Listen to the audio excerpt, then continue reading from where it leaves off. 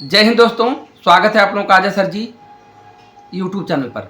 दोस्तों, आप लोगों ने बहुत से लोगों के मुख से सुना होगा, लोग कहते हैं कि मध्यम वर्गीय परिवार के लिए कार की कोई आवश्यकता नहीं है। अर्थात वह एक सिरे से उसको खारिज कर देते हैं। वह नहीं चाहते हैं कि मध्यम वर्गीय परिवार कभी चार पहिया गाड़ी ले। वो चाहते हैं कि उनका परिवार टेम्पू से यात्रा करे, रिक्शा से यात्रा करे, मोटरसाइकिल से यात्रा करे या सार्वजनिक जो बसें हैं उनसे यात्रा करें। ऐसा वह इसलिए कहते हैं क्योंकि फाइनेंशियल स्थिति को देखते हुए उनके द्वारा यह सुझाव दिया जाता है। तो क्या कोई ऐसा रास्ता नहीं है कि मध्यम वर्गीय परिवार भी चार पहिया गाड़ी से चले, उसका भी परिवार एक सेपरेट यात्रा कर सके, एक सेपरेट टूर कर सके।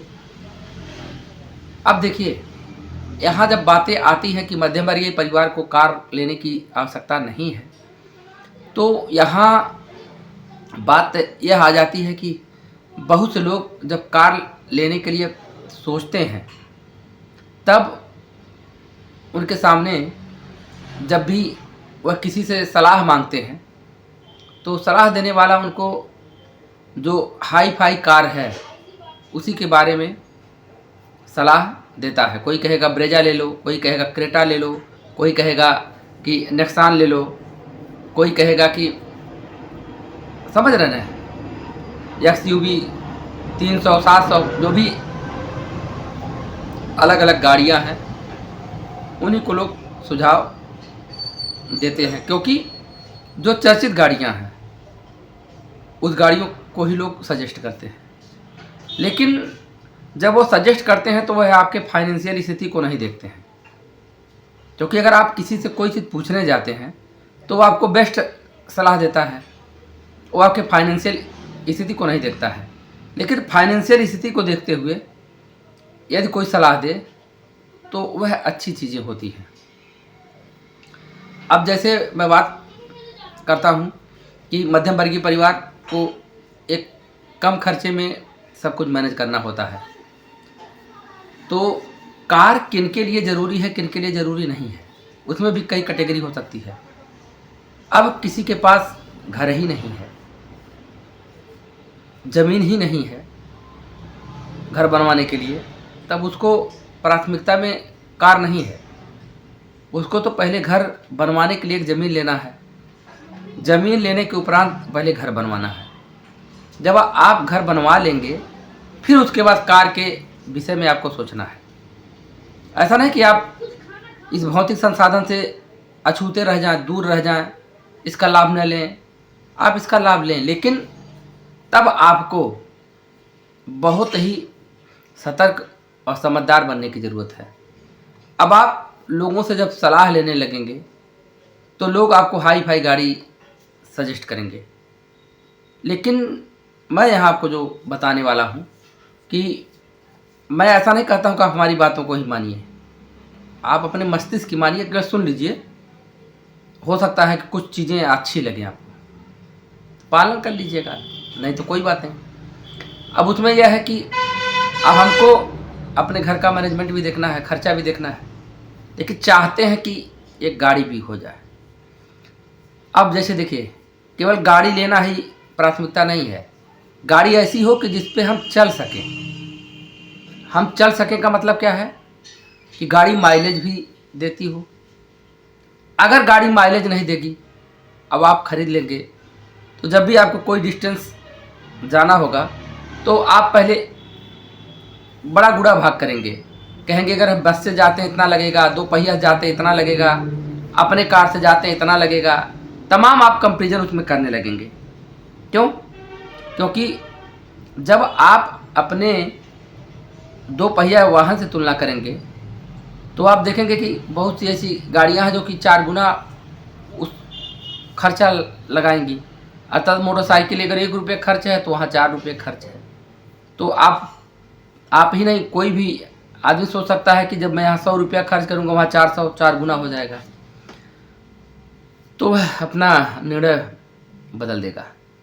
तो ऐसी गाड़ी लेनी चाहिए कि जो कि एक एवरेज प्रदान करे, कम से कम दूना 2.5 गुना रेट पे ही मोटरसाइकिल की अपेक्षा वह हमको यात्रा भी प्रदान करा दे।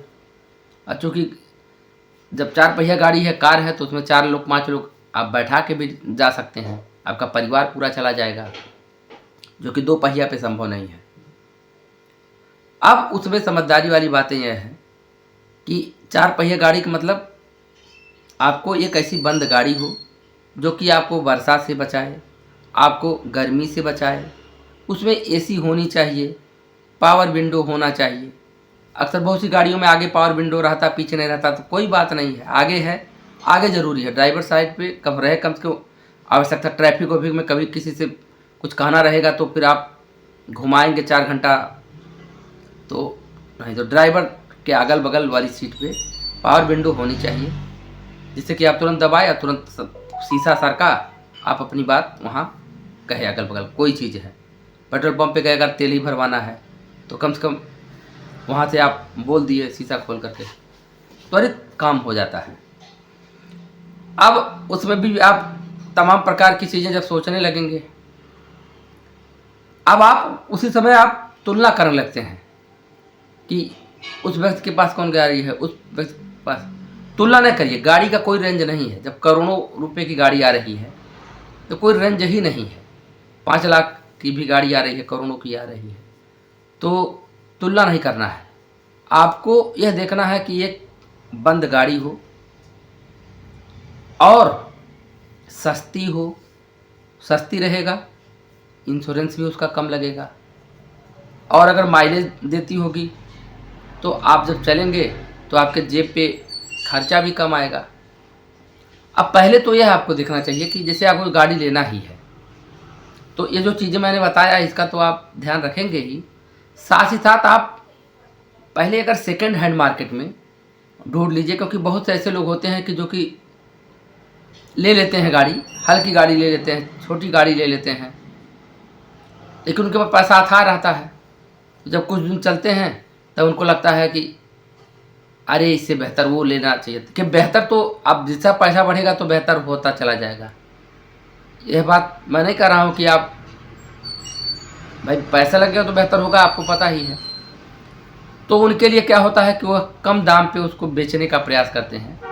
तो अगर ऐसी जानी पहचानी गाड़ी आपको मिल जाए जो कि आपके अगल बगल की हो, आपके हित मित्र रिश्तेदार के अगल बगल की हो, जो कि वो देख रहे हो कितना चल रहा कितना नहीं चल रहा, बंदा कैसे सेफ्टी रख रहा कि नहीं रख रहा है, तो ऐसी जानी पहचानी गाड़ी मिलने का मतलब है कि आपको जो उसका दाम है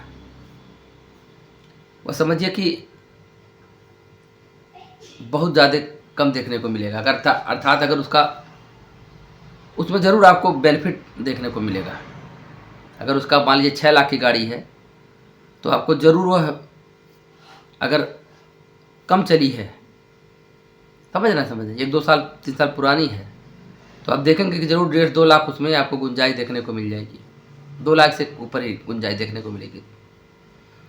और गाड़ी में अगर 10,000 15,000 कोई चली गाड़ी रहे तो कोई बहुत दिक्कत नहीं। बस हाँ, आपको मिस्त्री से दिखवा लेना है, क्योंकि हो सकता है कि वो बंदा सही से सर्विसिंग ने कराया हो, वैसे ही गाड़ी को चलाया हो, इंजन पे प्रभाव पड़ गया हो, तमाम चीज़ें मिस्त्री को दिखाना ज़रूरी होता है।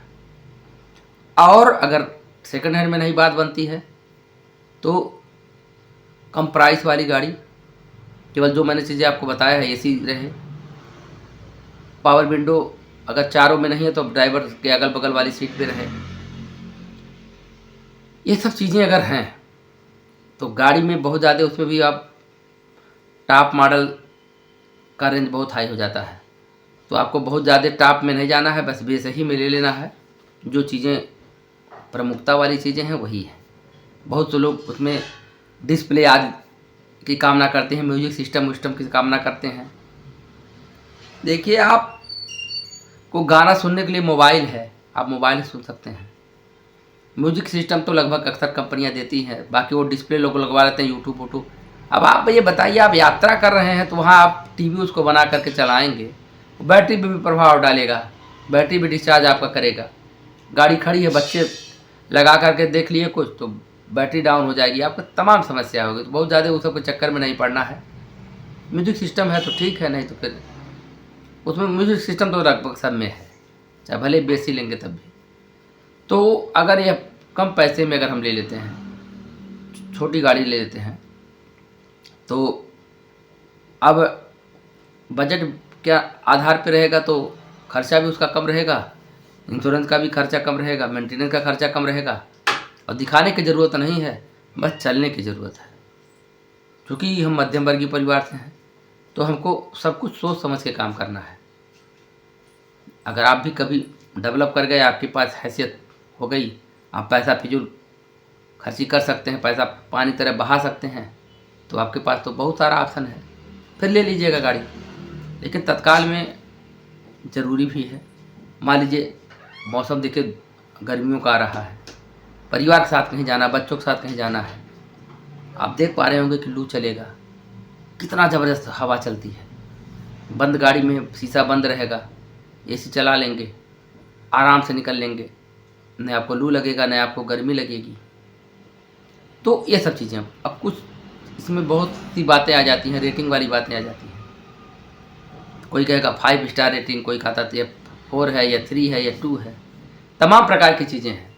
देखिए मैं नहीं कहता हूँ कि 5 स्टार रेटिंग अगर वो बनाया है तो वास्तव में वो तो अच्छी बातें हैं, लेकिन अब हम जब 2 पहिया से चलने वाले इंसान हैं, जो कि न छत है न कुछ है, उससे बेहतर अगर हमको एक आवरण मिल जा रहा है ढका हुआ, तो हम अपग्रेड मानेंगे कि नहीं मानेंगे?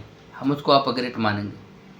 तो बस वही सब चीज़ें हैं, सब कुछ ठीक है, रेटिंग ठीक है, लेकिन बस जिनके पास पैसा है, अगर कम रेटिंग की गाड़ी 1 रेटिंग 2 रेटिंग की गाड़ी है, सुरक्षात्मक ढंग से चलना चाहिए, चलने का प्रयास करिए।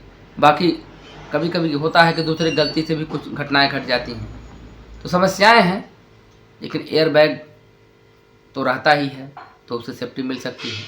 बाकी अगर किस्मत ख़राब हो तो कुछ भी हो सकता है, वो तो आदमी पैदल चलेगा तब भी हो जाता है, कोई कुछ कह नहीं सकता उसका। तो कुल मिला जुला करके बस अपनी आवश्यकताओं को पूरा करना है और बहुत ही गुंजाइश से चलना है। वीडियो पसंद आए तो लाइक करिए, शेयर करिए, सब्सक्राइब करिए। धन्यवाद।